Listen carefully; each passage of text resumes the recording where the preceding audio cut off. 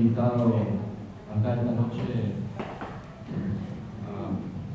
a compartir la noche con ustedes de familia siciliana acá en Canadá. Y voy a quitarle unos 10-15 minutos como mucho para presentar un pequeño artículo que será publicado en la revista de familias sobre el tema de la ciudadanía italiana y sobre todo de la emigración siciliana a la Argentina, cuando ocurrió y toda la circunstancia histórica. Esto se desarrolla en 4 puntos muy rápidamente, sobre todo nuestra relación, nosotros como estudio histórico, como pequeño estudio de históricos y nuestros estudios sobre la emigración, y en este caso la emigración siciliana, viéndola como un problema desde el punto de vista italiano risorgimental, o sea, cuál fue la origen histórica de la emigración en sí, y terminando con una pequeña reflexión sobre, digamos, nuestra opinión respecto a lo que es y cómo se ve la emigración italiana hacia los otros países y los países latinoamericanos hoy en día allá en Italia. Y pido disculpas si por ahí mi castellano a veces falla, pero soy italiano, entonces no es mi lengua materna, así que prefiero leer, digamos, para ser más claro y más rápido. Nosotros, de estudio histórico, en el marco de nuestra actividad de investigación histórica para el conseguimiento de papeles fundamentales y necesarios para el conseguimiento de la ciudadanía italiana, tuvimos, al fin de construir nuestros propios fundamentos metodológicos, enfrentar un estudio específico de las regiones italianas. Por supuesto, la región italiana de la época de la inmigración no existía, porque son, entre comillas, un invento de 1975, pero es para que sea más fácil ubicarse geográficamente hablando. Fue desde esas regiones que durante los siglos XIX y XX salieron los vetustos italianos de millones de ciudadanos latinoamericanos. A partir de nuestras bases históricas y humanísticas, queremos contribuir evaluando la emigración siciliana para demostrar que la obtención de la ciudadanía italiana es solamente el último anillo de una cadena de estudios que tiene como principio la historia con la H mayúscula. Por eso, muchos descendientes de italianos que seguimos durante nuestra actividad de investigación histórica no nos ven como mercantes de ciudadanía, cuanto como una oportunidad concreta de conocer la historia de su propia familia y por lo tanto la historia de sus orígenes. Este último aspecto nos permitió distinguirnos adentro de un cuadro generalmente monopolizado por los estudios jurídicos, tanto en la Argentina cuanto en otros países latinoamericanos en los cuales estamos trabajando. Y así estamos colaborando con asociaciones en Chile, Venezuela y Perú sobre todo.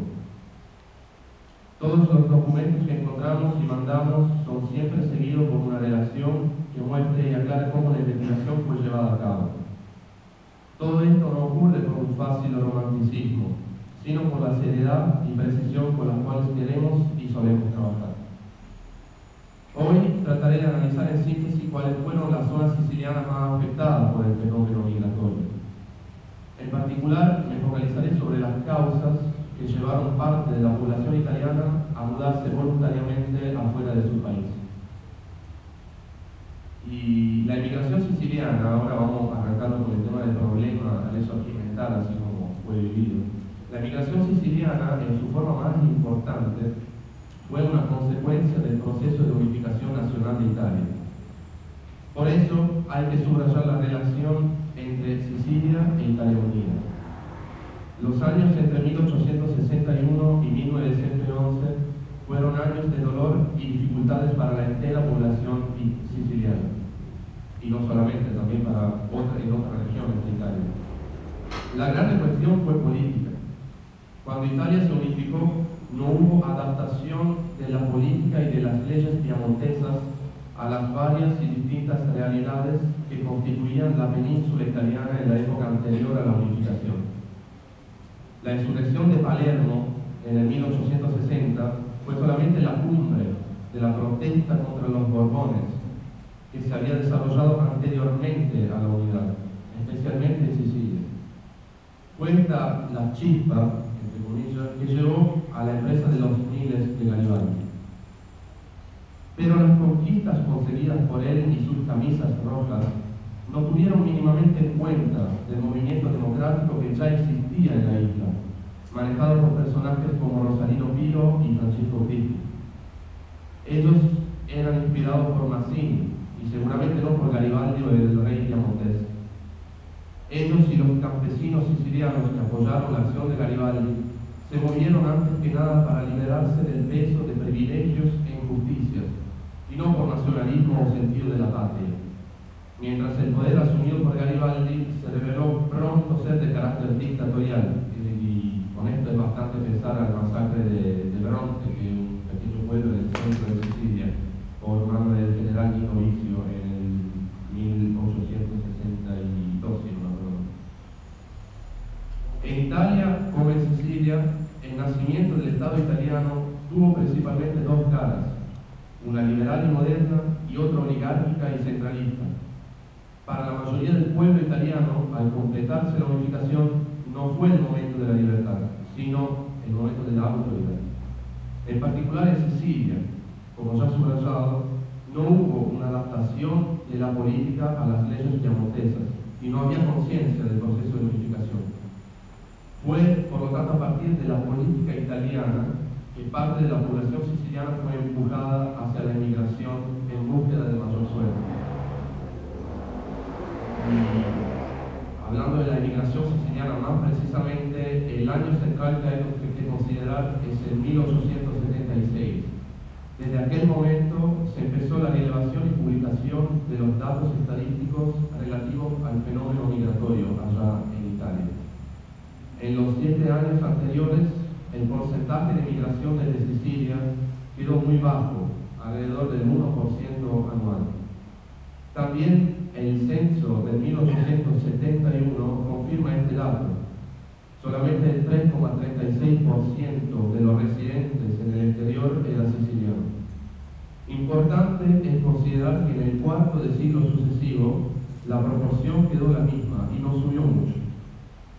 La motivación de esta inmigración atrasada es debida a las características sociales y el desarrollo económico de la isla. Entre 1853 y el 1883, la producción de trigo creció de casi el 70% y en los 10 años siguientes de casi el 80% respecto a los años 50 del siglo XIX. Desarrollo parecido tuvieron también las producciones de cítricos, vino, azufre y barcos a vapor.